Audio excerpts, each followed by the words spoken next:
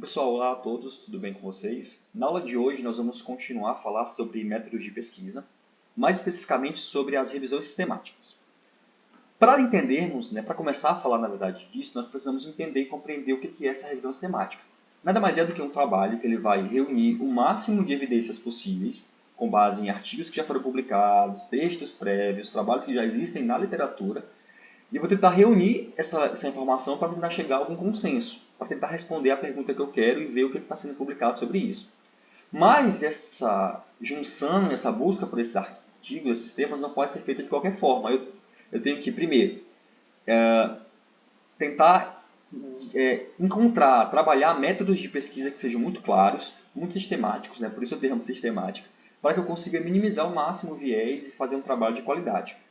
Quando nós observamos aqui na imagem seguinte essa pirâmide da evidência, nós temos, claro, a base, que é formada por todos aqueles outros tipos de artigos, de métodos de pesquisa, na verdade, que nós já falamos e que nós ainda vamos falar, mas também nós temos aqui o topo dessa pirâmide, que é formado justamente pelas revisões sistemáticas, juntamente com as meta-análises, porque elas são consideradas ali uma evidência de alta qualidade, justamente por fazer o que eu falei, reunir tudo aquele escopo, toda aquela literatura que já existe. Justamente por isso, ela não pode ser feita de qualquer forma. Então, eu tenho critérios que eu devo seguir para conseguir fazer uma boa revisão sistemática. Primeira coisa é que ela deve ser exaustiva, ou o máximo possível exaustiva. Eu tenho que considerar tudo que já foi publicado, a literatura que já existe, tentar esgotar e recrutar o máximo de informações possíveis para utilizar nessa minha revisão. Depois, ela tem que ter um método rigoroso. Eu tenho que fazer um passo a passo bem descrito, bem detalhado para evitar o viés de pesquisa.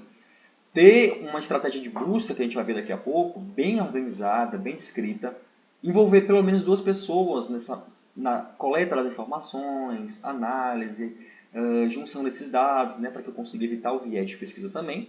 E, o mais importante, verificar se o que eu estou fazendo, essa revisão sistemática, já não foi feita antes, para poder entender se eu não estou fazendo aquilo que é, por exemplo, chover no molhado, numa linguagem popular. Tenho que verificar se o que eu estou fazendo realmente é promissor e faz sentido que seja feito. Quando eu falo dessa estratégia de busca, eu posso utilizar, por exemplo, a estratégia PICO, que pode ser traduzida como população, intervenção, comparação e desfecho. Que nada mais é do que uma estratégia que eu vou utilizar na hora de criar um método de busca nas bases científicas para encontrar esses artigos. Então, eu tenho que considerar qual é a população que vai participar do trabalho, qual o método de intervenção que eu quero encontrar nesses artigos, qual que é o contexto que ele está sendo realizado e qual que é o desfecho que eu quero esperar. Nessa imagem aqui, por exemplo, eu tenho um exemplo disso. É um trabalho que é uma revisão sistemática em que nós pesquisamos, por exemplo, aqui, destacado, qual que foi o público que eram crianças, a intervenção que eu queria que fosse feita, o contexto e o desfecho que eu esperava. Então, tudo isso foi considerado nesse método de busca, que tem que ser um método rigoroso nesse sentido. Alguns critérios de inclusão e exclusão eu devo considerar também nesse processo, como, por exemplo, escolher os estudos que eu vou participar, o tipo de trabalho, se é com humanos ou não é, se eu vou incluir idiomas em inglês ou português e por aí vai.